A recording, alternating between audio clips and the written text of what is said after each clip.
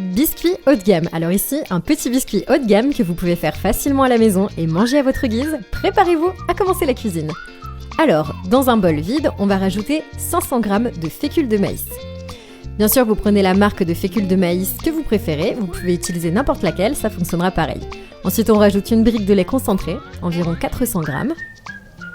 Alors ici, on peut aussi rajouter tout le contenu pour ne pas gaspiller, vous allez voir, ça n'a pas beaucoup d'incidence.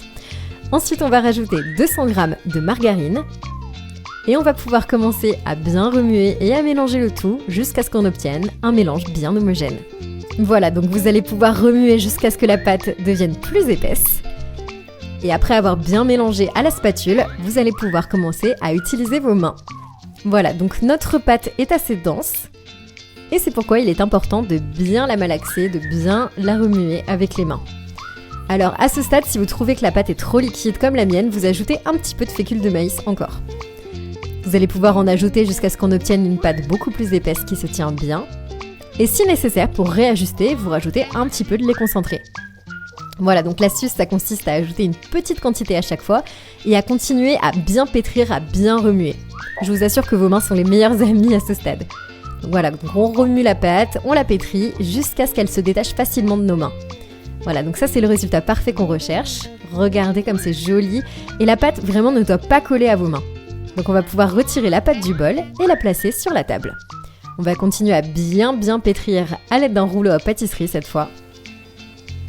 Voilà, donc ça c'est l'étape encore une fois qui est très simple. Vous pouvez utiliser n'importe quel rouleau à pâtisserie, la taille n'a pas d'importance. Vous étalez vraiment la pâte à la taille que vous préférez. Le seul conseil que je peux vous donner ici, c'est de ne pas étaler la pâte trop finement parce que sinon vous allez voir ça va casser les biscuits. On veut une pâte qui est bien dense et qui se tienne bien. Donc moi ici je vais utiliser un emporte-pièce pour couper toute ma taille à la même taille.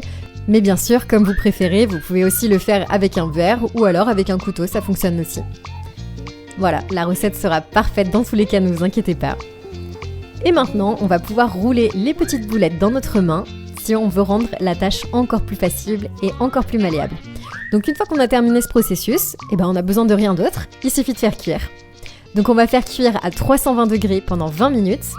Et attention, il faut bien surveiller la cuisson parce que vous ne voulez pas manger des biscuits brûlés et ça va quand même assez vite. Voilà, donc on place bien nos biscuits les uns à côté des autres sur la plaque de cuisson. C'est très facile comme d'habitude de les préparer à la maison. Vous pouvez même appeler vos enfants pour vous aider dans cette étape. Voilà, donc comme j'ai dit, il suffit de faire cuire à 320 degrés. Bien sûr, comme d'habitude, vous faites très attention à ne pas vous brûler et à ne pas les brûler. Et voilà, nos biscuits sont terminés. Pour finir, on va rajouter au biscuit un petit peu de chocolat fondu quand même. Ici, vous ajoutez le type de chocolat que vous préférez. Voilà, donc je vous laisse tester la recette chez vous. Et vous allez me dire, moi je suis sûre qu'ils seront absolument parfaits, c'est impossible de les rater. Regardez comme ils sont beaux. Donc voilà, maintenant il ne reste plus qu'à appeler vos enfants pour vous aider et bien sûr à savourer. Et moi je vous souhaite un bon appétit.